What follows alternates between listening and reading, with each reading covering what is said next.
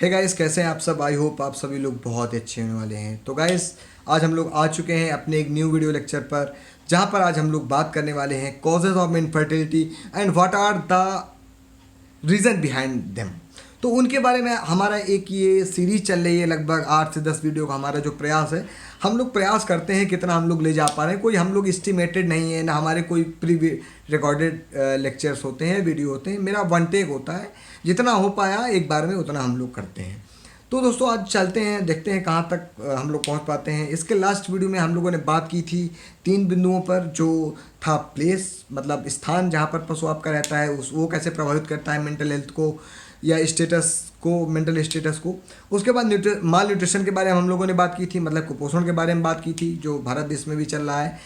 भारत देश की जो सॉयल है, मतलब जो मिट्टी है, वहाँ पर भी चल रहा है। तो इसके लिए हमें कई सारे प्रयास करने चाहिए। उसके लिए भी एक हम लोग व्यापक वीडियो बनाएंगे इस पर। जो ये मेजर कंसर्न है, हम लोग इन सारे मुद्दों पर हम लोग खुल करके बात करेंगे दोस्तों। तो उसके बाद हम लोगों ने तो तीसरा पॉइंट डिस्कस किया था लो मेटाबॉलिज्म को करके, मतलब जो चय अपचय की प्रक्रिया थी वो जो कम हो गई थी किसी कारणवश, उसके बारे में हम लोगों ने वहाँ पर बात की थी। मगर हम लोगों ने खुल के बात नहीं की है, क्योंकि हम लोग अभी क्या कर रहे हैं, अभी आप लोगों को एक ट्रेनिंग दे रहे हैं इन सारे वीडियो से। मतलब हम चाहते हैं कि आप लोग क्या करें, अच्छा करें, जिससे क्या होगा, हमारे जो भाई हैं या जो हमारे पशुपालक भाई हैं वो बचेंगे। देखिए भैया, पशुपालन पशुओं से ही है। अगर देखिए, हमने कई जगह देखा है कि जो पशुपालक भाई हैं हमारे, उनके अंदर एक टेंडेंसी आ गई है कि एक जानवर को, जैसे जानवर ब्याया उसको लाइए, पूरा धोइए, और अगर मतलब हीट में आया, हो गया जानवर तो ठीक है, नहीं हुआ तो उसको बेच दीजिए। तो इस प्रकार की जो चीज़ें हैं वो एक बहुत बड़ा लॉस क्रिएट कर रही हैं, और बहुत सारी चीज़ें हैं। तो इन्हीं सारी चीज़ों पर एक विशेष स्टडी के बाद हम लोगों ने कई चीज़ें निकाली हैं, और उन चीज़ों को अगर हम लोग फॉलो करेंगे, या हम लोग उन जो क्राइटेरिया हैं उन क्राइटेरिया पर आकर वर्क करेंगे, तो बहुत अच्छा रिजल्ट मिलेगा हमें। तो आज जो हम लोग अपना वीडियो स्टार्ट करते हैं, सबसे पहला यहाँ पर जो पॉइंट है, लेस इम्यूनिटी। हाँ दोस्तों, less immunity is the major concern for infertility. Because हम लोग जानते हैं कि दोस्तों जो इम्यूनिटी है वो क्या है, एक ऐसी शक्ति है, या हम लोग कहें एक ऐसी प्रतिरोधक क्षमता है, जो कि क्या करती है, पशुओं में आ जाती है। अब वो कई तरीके से पशुओं में आ सकती है, या किसी कोई भी बैक्टीरिया आ गया, वायरस आ गया, फंगी आ गया, कुछ भी आ गया। तो जब आपका इम्यून सिस्टम गड़बड़ होगा तो आपको क्या होगी, हाई डिमांड होगी चीज़ों की। कौन सी चीज़ें, वही न्यूट्रिशन, हाई न्यूट्रिशन की डिमांड होगी। जब हाई न्यूट्रिशन की डिमांड होगी और आप पहले से ही माल न्यूट्रिशन में हैं, तो क्या होगा, तो इम्यूनिटी लेस होगी। तो इम्यूनिटी लेस होगी तो फिर इम्यूनिटी को कहाँ से बॉडी कवर करेगी, तो इम्यूनिटी बॉडी कवर करेगी फिर इंटरनल जो उसकी शक्ति है, या हम लोग कहें जो सेल डिवीज़न करती है, समझ रहे हैं। सेल मतलब कोशिका का जो विभाजन करती है, जो रिप्रोडक्टिव सेल्स का डिवीज़न करती हैं, इस प्रकार की जो सेल्स हैं, वो सेल्स की जो एनर्जी होनी चाहिए उतनी अच्छी, वो नहीं हो पाती है। तो लेस इम्यूनिटी का एक ये भी डिसएडवांटेज यहाँ पर आ रहा है। तो हम लोग इसको सेल डिवीजन समझेंगे। जो भी हमारे योग्य भाई हैं वो सेल डिवीजन पे मियोसिस को कंफर्म करके अपना समझ जाएंगे। वो उस हिसाब से आप अपना देख सकते हैं, आप अपनी भी थेसिस निकाल सकते हैं, कुछ भी बना सकते हैं, कोई प्रॉब्लम नहीं है। तो लेस इम्यूनिटी भी एक कारण हो सकता है कि इनफर्टिलिटी का या बांझपन का। तो लेस इम्यूनिटी को भी मेंटेन करने के लिए हमें न्यूट्रिशन ही देना पड़ेगा। मतलब चीज़ें वही हैं, घूम घूम के वही सारी चीज़ें आ रही हैं यहाँ पर। इसके बाद दोस्तों हम लोगों ने जो मेन बात यहाँ पर जो हम करने जा रहे हैं, जो इम्पोर्टेंट है मेन, अभी तक जो हमने जितने भी वीडियो बनाए हमारे, वो सारी बातें छोटी छोटी थी। वो छोटी छोटी बातें क्या है, अगर हम लोग ध्यान देंगे, वो फ्री में भी हम लोग अपने पशुओं को क्या कर सकते हैं, बचा सकते हैं इनफर्टिलिटी से, बांझपन से। देखिए, अगर आप अपना पैसा बचाना चाहते हैं तो आपको अपना समय देना होगा, आपको चीज़ें सीखनी होंगी, और आपको चीज़ें जाननी होंगी, और आपको जागरूक बनना होगा। तो जागरूक बनने के लिए ही मैं आप लोगों के लिए यहाँ पर ये जागरूकता अभियान चला रहा हूँ। तो आप लोग तुरंत ज्वाइन करिए, बिकॉज यहाँ पर हम लोग कोई भी अननेसेसरी चीज़ें नहीं दे रहे हैं, हम लोग यहाँ पर अच्छी चीज़ें दे रहे हैं। तो हम चाहते हैं कि जो हमारे भारत देश के जो भी पशुपालक भाई हैं वो हमें ज्वाइन करें, क्योंकि पशुपालकों के साथ भी थोड़ा सा दिक्कत है, और पशुपालक भाई हमारे परेशान भी हैं, और उनसे ज़्यादा उनके पशु परेशान हैं। तो पशुपालक भाइयों, पशुओं का भी आप ध्यान रखिए, क्योंकि आप उनके मालिक हैं, और अगर मालिक इस प्रकार से करेंगे तो किस प्रकार से क्रिएशन हो पाएगा। तो ये सारी चीज़ें हैं। हाँ, अब ये जो एलिगेशन मैंने अभी पशुपालक भाइयों के ऊपर लगाए हैं, वो इसलिए लगाए हैं क्योंकि हमारे पशुपालक भाई किसी भी पशु को लेकर के उतना अच्छे से जागरूक नहीं होते हैं। उसके पीछे की मेन वजह क्या है, अगर मान लीजिए जैसा कि आपका जानवर हीट में आया, तो जो कई सारे पशुपालक भाई हैं वो तो हमारे यही नहीं जान पाते हैं कि उनका जानवर हीट में कब आया। पता चले वो कहीं जॉब करने निकल गए, अब उनके घर में लोग अंदर बैठे हैं या उनके जानवर बाहर हैं, दूसरी जगह पर हैं। अब वो जब शाम को आए तो उन्हें पता चला, जब वो धोने गए या कुछ करने गए या अपने जानवर के पास गए तो उन्हें पता चला कि जानवर उनका हीट में आया है। उन्होंने तुरंत अपने डॉक्टर साहब को फ़ोन किया, पैरट भाई या हमारे पशु प्रसार अधिकारी सर या जो भी प्राइवेट प्रैक्टिशनर हैं हमारे भाई, जो भी डिप्लोमा लिए हैं या डिग्री लिए हैं, वो आर्टिफिशियल इंसेमिनेशन करते हैं, एआई करते हैं। तो ये इंसेमिनेशन के दौरान जब आप कॉल करते हैं तो डॉक्टर साहब आपसे पूछते होंगे कि कब हीट पे आई, तो आप उनको एग्जैक्ट टाइम नहीं बता पाते हैं। तो उससे दिक्कत ये हो जाती है कि वहाँ पर दो चीज़ें होती हैं, या तो ओवर हीट हो जाती है आपका पशु, या तो सीमन ओवर हीट में पड़ गया, या तो हम कहें लैक ऑफ हीट पे, मतलब या तो नो हीट पे या एब्सेंस ऑफ हीट पे, मतलब जहाँ पे हीट कम है वहाँ पर सीमन पड़ गया और जहाँ पर हीट ज़्यादा है वहाँ पर सीमन पड़ गया, तो भी गड़बड़, तो भी गड़बड़। ठीक, ये एब्सेंस ऑफ हीट मतलब हीट की साइकिल ही खत्म हो गई, हीट खत्म हो गई आपके पास की, तब आया तो भी दिक्कत है। तो ये तीनों चीज़ों पर दिक्कत है। तो आपको क्या करना है, जैसे ही आपका जानवर हीट पे आता है तो आपको तुरंत उसको टाइम देख लेना है। और आप देखिए ये सारी चीज़ें जानते तो है नहीं, हम भी आपको ये सारी चीज़ें यहाँ पर नहीं बता सकते हैं। आप तुरंत टाइम नोट करिए, किसी योग्य चिकित्सक को पकड़िए जो अच्छे हैं, योग्य हैं, जिनका समाज में अच्छा स्थान है, जो समाज में अच्छा वर्क कर रहे हैं, तो आपको पता होगा खुद, जो अच्छे डॉक्टर हैं, योग्य डॉक्टर हैं, उनको आप पकड़िए और उनके साथ पे आप उनसे बात करिए, उनसे पूरी आप बात करिए, सर इतना टाइम ये हुआ, इतना टाइम ये हुआ, तो वो आएंगे। और योग्यता यहाँ पर क्यों ज़रूरी है, स्किल, बिकॉज स्किल्ड पर्सन यहाँ पर ज़रूरी है। क्योंकि स्किल्ड पर्सन क्यों ज़रूरी है, क्योंकि वहाँ पर उसकी ट्रेनिंग होती है। और ट्रेनिंग क्यों होनी चाहिए, क्योंकि यहाँ पर हम लोग lack heat and over heat का जो क्राइटेरिया है वो कौन डिसाइड करेगा, वो एक ट्रेंड पर्सन डिसाइड करेगा। उसके बाद अगर हम लोग बात करें कि जो दोस्तों एक दिक्कत और आ जाती है कि कोल्ड चेन मेंटेनेंस, इसी से मिलता जुलता। कोल्ड चेन मेंटेनेंस मतलब क्या है कि जो सीमेन है, जो पशुओं के अंदर सीमेन डाला जाएगा, उस सीमेन का एक नियत टेम्परेचर है। अगर उस टेम्परेचर से ऊपर जा रहा है तापमान या उस टेम्परेचर से नीचे तापमान आ रहा है तो उसके जो जीवन की क्षमता है वो गड़बड़ा रही है। नीचे आने पर नहीं गड़बड़ाएगी, मगर ऊपर जाने पर गड़बड़ाएगी। मतलब एकदम एग्जैक्ट टाइम पर वो कहाँ पर होना चाहिए, वो यूट्रस में होना चाहिए पशुओं के। तो इसलिए स्किल्ड यहाँ पर भी ज़रूरी है। तो स्किल्ड पर्सन यहाँ पर भी ज़रूरी है कि उनको पता होना चाहिए कि वो लोग कैसे, मतलब कितने समय में कौन सी प्रक्रियाएँ इंसेमिनेशन के टाइम होनी चाहिए। तो वो प्रक्रिया आपके योग्य हमारे डॉक्टर बंधु, जो भी बंधु हैं वो करेंगे। आप उनसे अपना डायरेक्ट कांटेक्ट कर सकते हैं, उसके बारे में आप उनसे कंसर्न कर सकते हैं।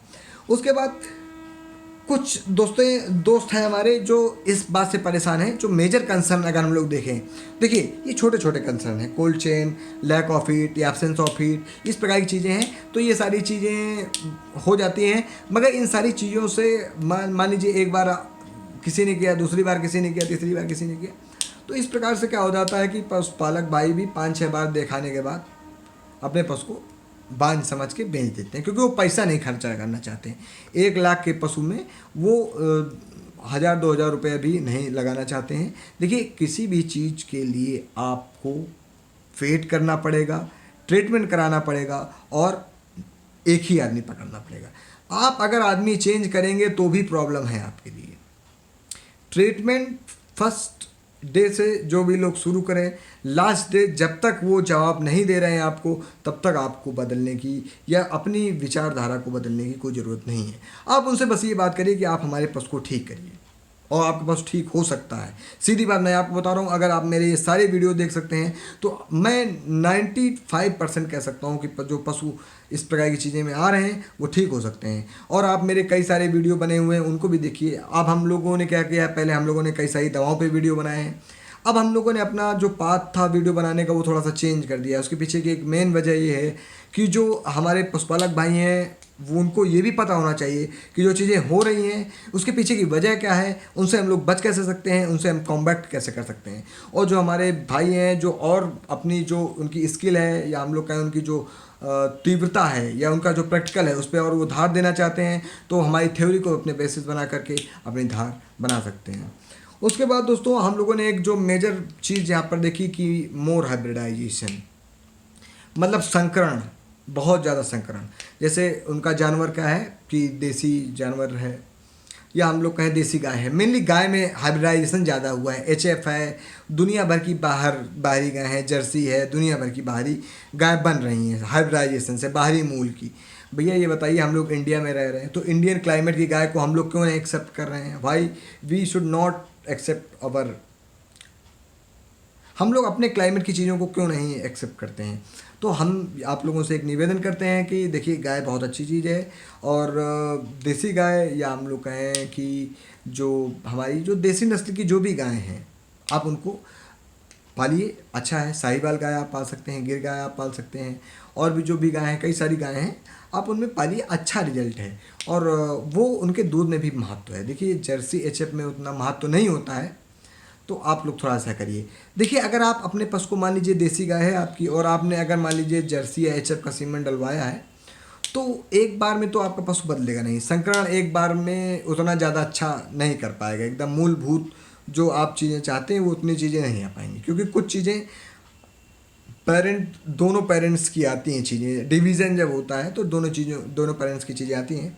तो जो मोर हाइब्रिडाइजेशन है उसमें ये देखा गया है कि उत्पादन बढ़ा है, दूध का उत्पादन बढ़ा है, मगर जो चीज़ घटी है वो क्या घटी है कि इम्यूनिटी घट गई है पशुओं में, बीमारियों की जो बारंबारता है वो बढ़ गई है। किस प्रकार की बीमारियां आपने देखा होगा, ज़्यादा दूध देने वाले पशुओं में मुख्यतः थनैला रोग, या हम लोग कहें गला घोटू नामक बीमारी, या प्रोटोजोआ नामक बीमारी, या हम लोग कहें उसको ऑस्टियोपोरोसिस वाली बीमारियां, जैसे जानवर आपका बैठ गया, या हम लोग कहें उसको कोई आरोपी हो गई, या हम लोग कहें उसको बहुत सारी दिक्कतें आती हैं, उसको कैल्शियम इम्बैलेंस हो गया, हार्मोनल इम्बैलेंस हो गया, इनफर्टाइल की ओर जाने लगा, मिल्क फीवर हो गया। ये सारी चीज़ें कहाँ पर आती हैं? ये सारी चीज़ें जब आप संकरण करवाते हैं। तो संकरण क्या करता है? संकरण उत्पादन तो ज़्यादा देता है, मगर क्वालिटी उतनी अच्छी नहीं देता है।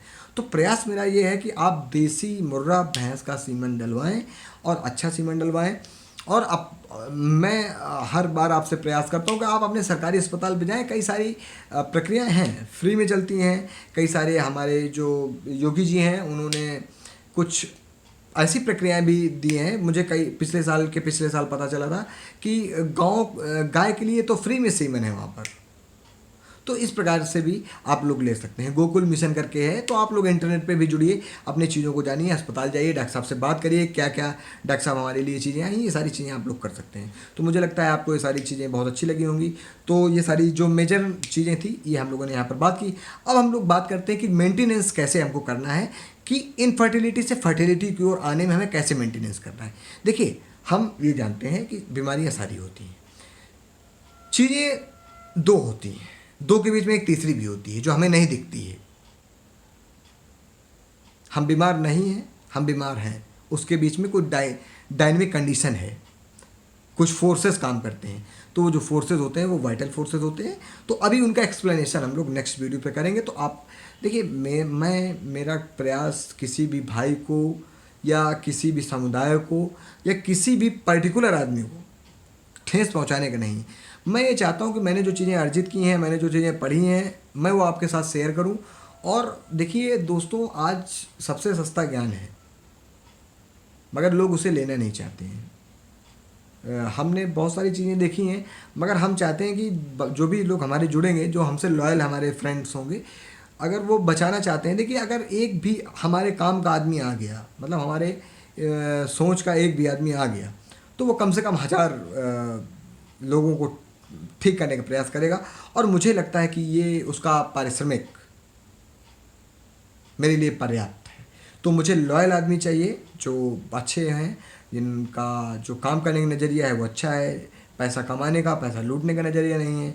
देखिए, हम लोग भी कोई सीख करके नहीं आए हैं, कोई कहीं से सीख करके नहीं आए। हम लोगों ने जो भी सीखा है यहीं पर आकर सीखा है, और जब जाएंगे तो यहीं पर सारी चीज़ें छोड़ करके चले जाएंगे। तो देखिए, मैंने एक बात सुनी थी कि जो भी अगर आपको चीज़ें आ रही हैं तो विद्या जो है वो बांटने से बढ़ती है। तो जब मैं रोज़ चीज़ें पढ़ता हूँ तो मुझे लगता है कि देखिए, मैं कुछ दिन बाद भूल जाऊँगा। जैसे हम लोगों ने इतना कुछ पढ़ा हुआ है तो बहुत सारी चीज़ें हम लोग भूल चुके हैं। तो इसीलिए मैं प्रयास करता हूँ कि मैं अपने कुछ रिकॉर्डेड वीडियो, जो मैंने अनुभव किया, जो मैंने पढ़ा, जो मैंने जाना, जो मैंने सीखा, वो मैं आपके साथ शेयर करूँ। तो ये मेरे लिए भविष्य में मेरे लिए भी होगा। कभी मैं अपना रेफरेंस लेना चाहूँगा या जो मैंने सीखा है वहाँ पर मैं वही आपको बता रहा हूँ। मैं सारी चीज़ें प्रैक्टिकल थ्योरेटिकल पूरा यहाँ पर हम लोग रिसर्च करके ही सारी चीज़ें लाते हैं। देखिए हम लोगों की ग्राउंड रिसर्च है, हम लोग प्रयास करते हैं कि जो भी चीज़ें हैं, जो भी भ्रांतियाँ हैं, हम लोग उनको ख़त्म करें। जो भी रूढ़ता है, रूढ़वादिता है, हम उसको ख़त्म करना चाहते हैं। हम एक स्वस्थ पशुपालन की ओर बढ़ने का मदद करते हैं और हम ये चाहते हैं कि आप भी हमारा साथ दें। तो बहुत बहुत आपका हार्दिक आभार, नमस्कार, धन्यवाद दोस्तों।